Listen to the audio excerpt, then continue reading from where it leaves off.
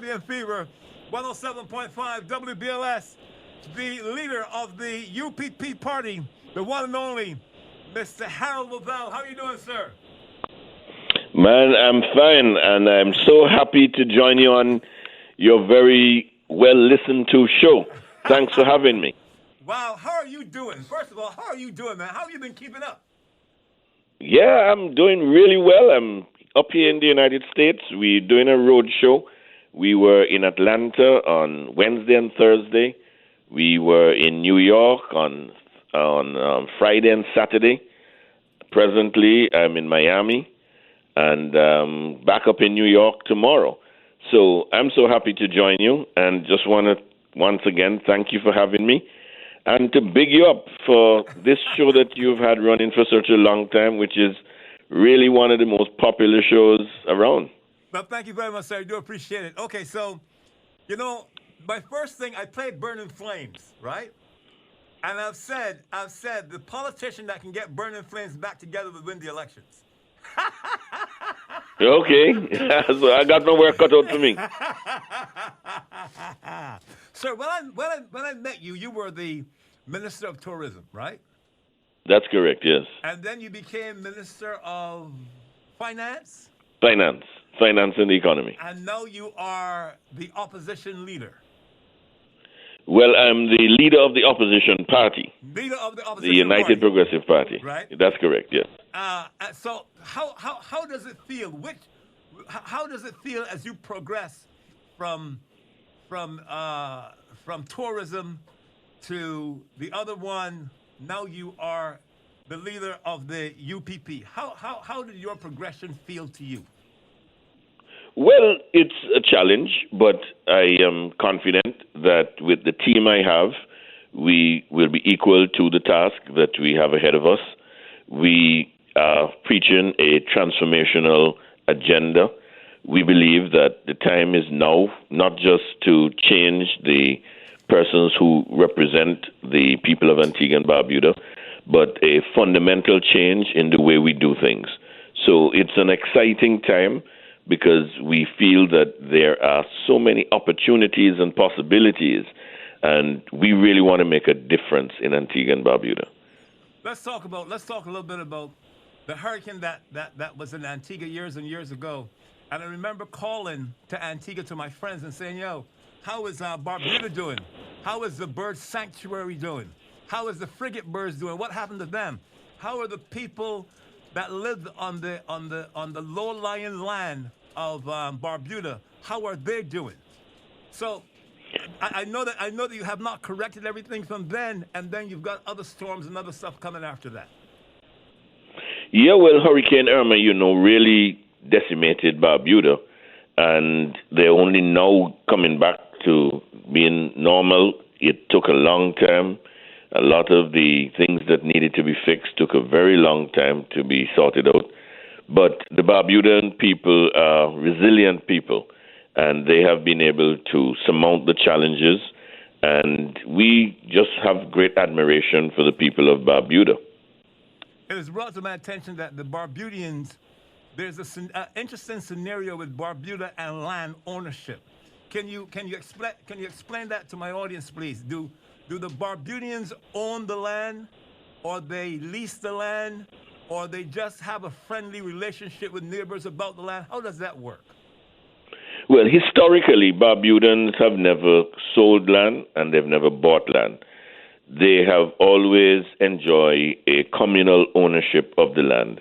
And so every Barbudan is entitled to a piece of Barbuda, but on a leasehold basis. So over the years, Barbudans have had a very firm view that their land is not to be sold.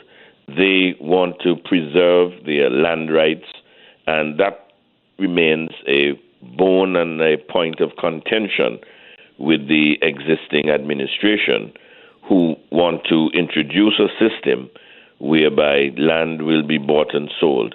However, the Barbudans continue to fight to maintain their patrimony, and they accept that persons can come and develop the land, but on a leasehold basis.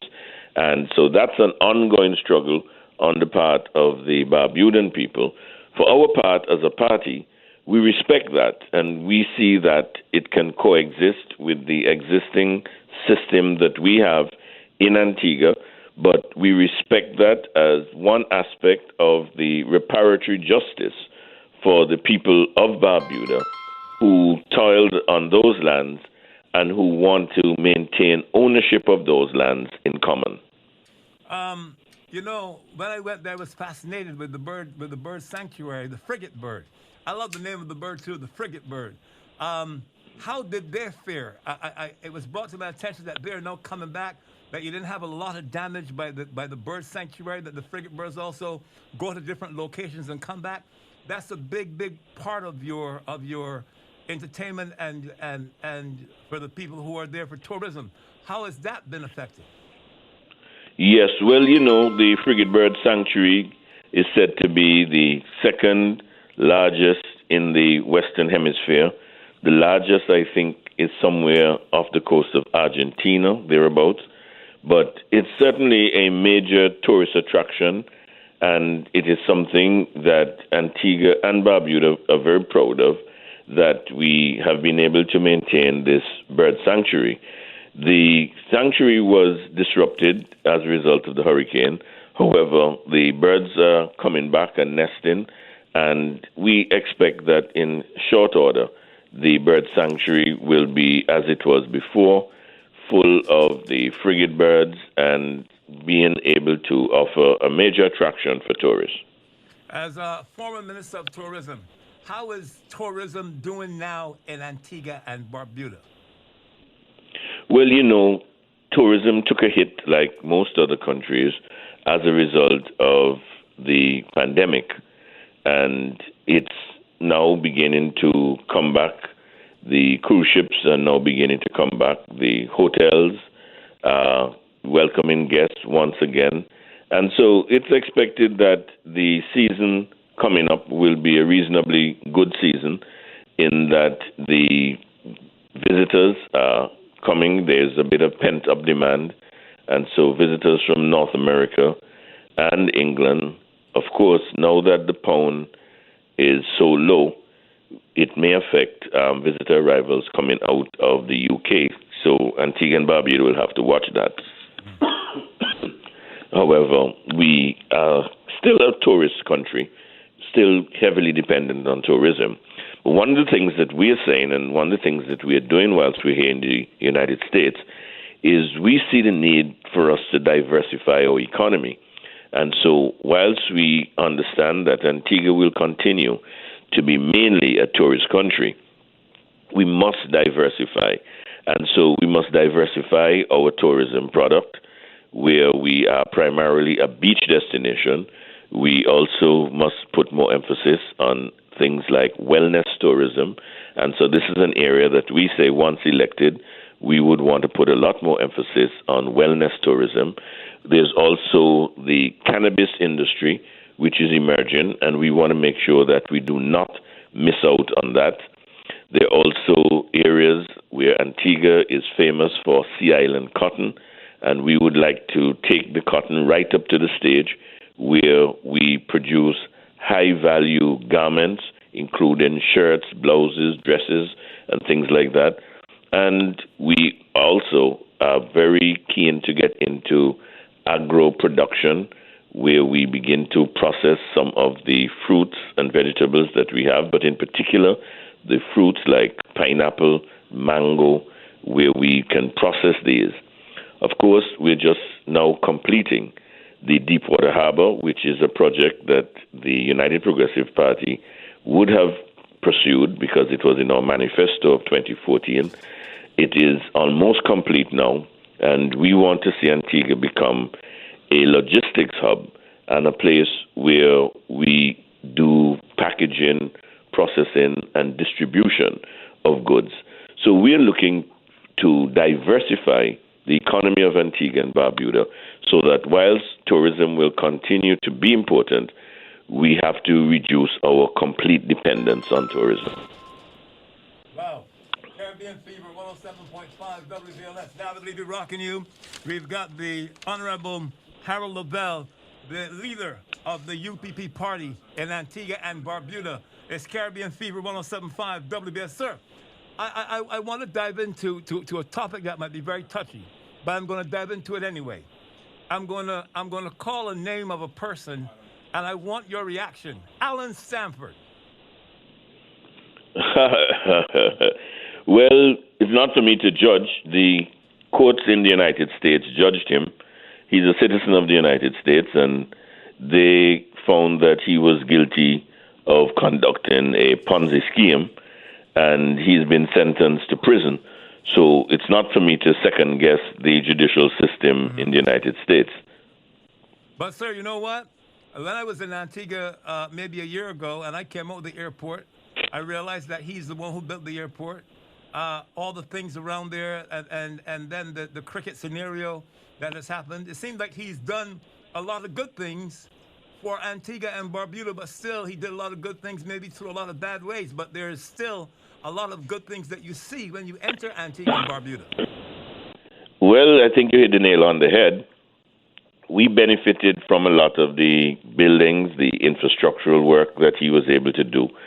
But then the courts in the United States found that the money that he used to do that was money that had been taken from persons in the United States. And so they have actually put all of his properties in liquidation, and they have been selling the various assets, his different real estate assets, and people have been purchasing those. So the bits and pieces that you have mentioned, the various buildings around the airport, most of those are now under new ownership, having been sold, because the idea is to refund the persons who suffered as a result of his actions based on the findings of the U.S. court.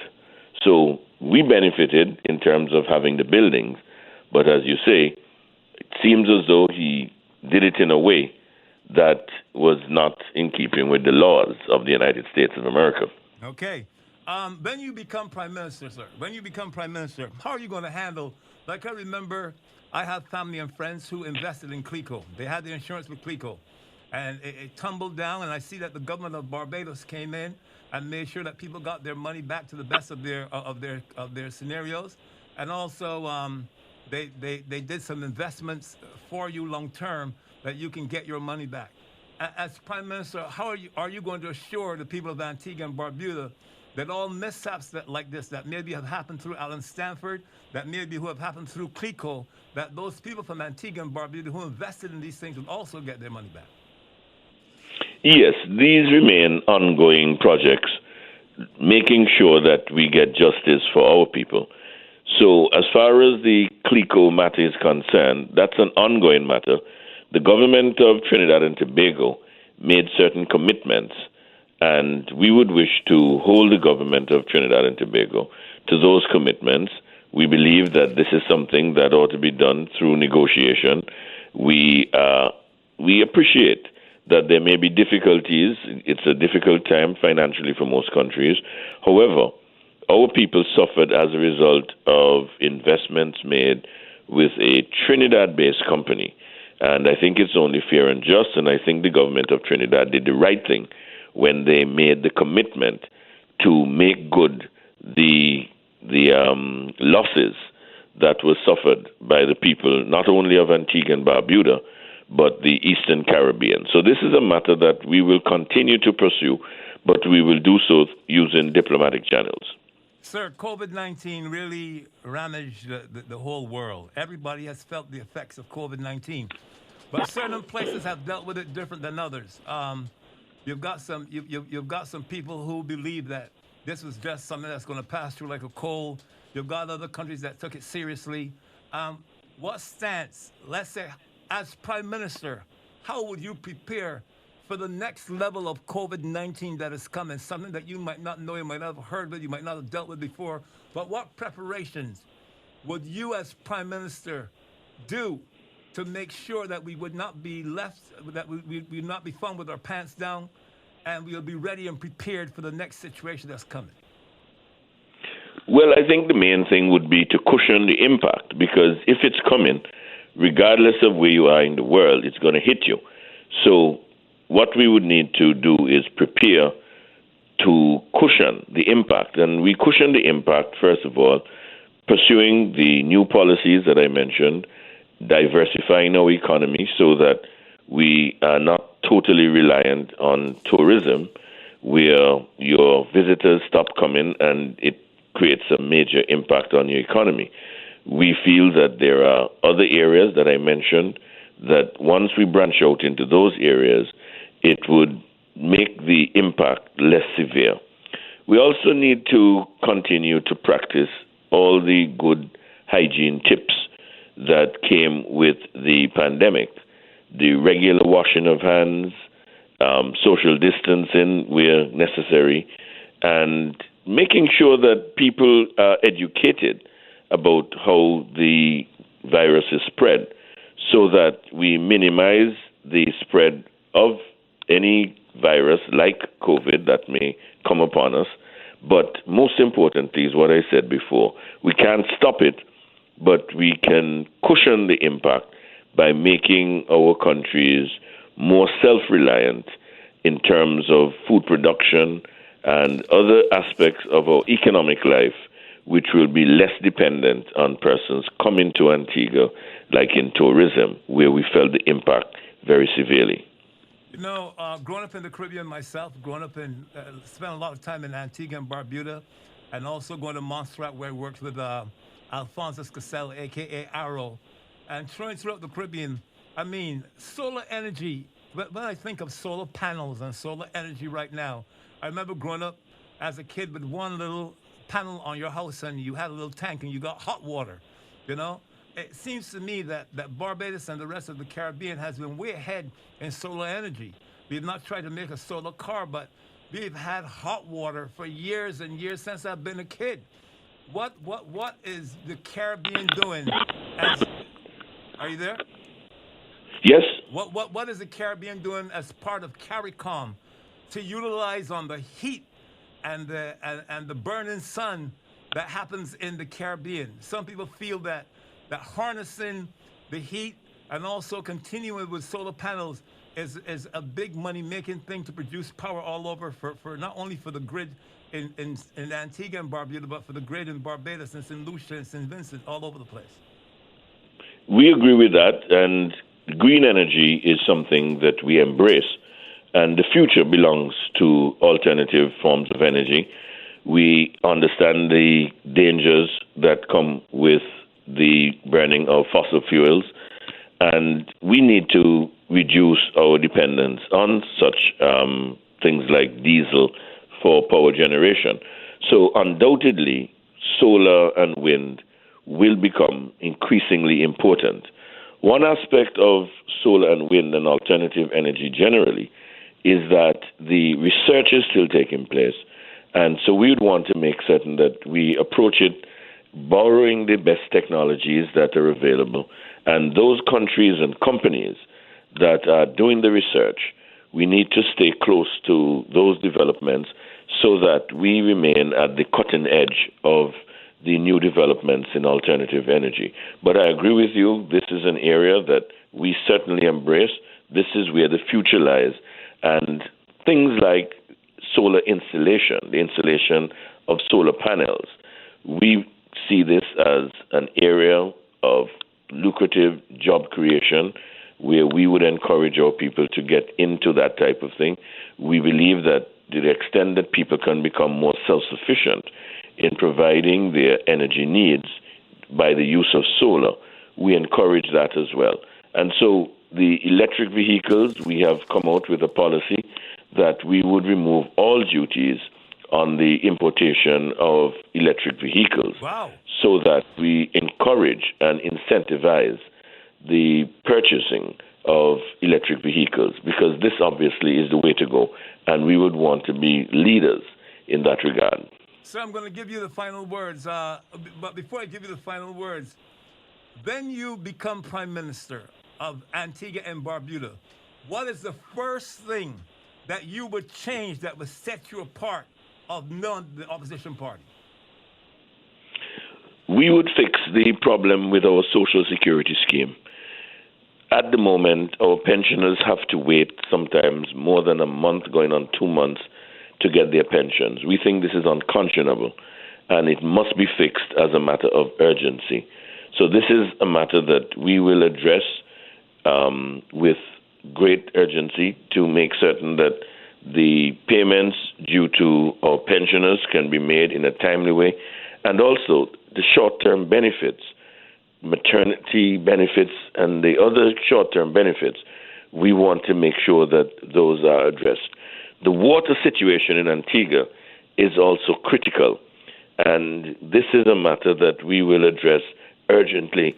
The current government campaigned since 2014 on the issue of water, and today, in 2022, we are still struggling with water wars. This is something that we will treat as a priority and something that we will definitely address and ensure that we get it right. Sir, I know you're busy. I'll give you the last word. Go ahead. Well, I just want to say to all Caribbean people that we are one people. I look forward to the day when all of us will reside under one roof as one Caribbean nation. I really believe that it is within our grasp.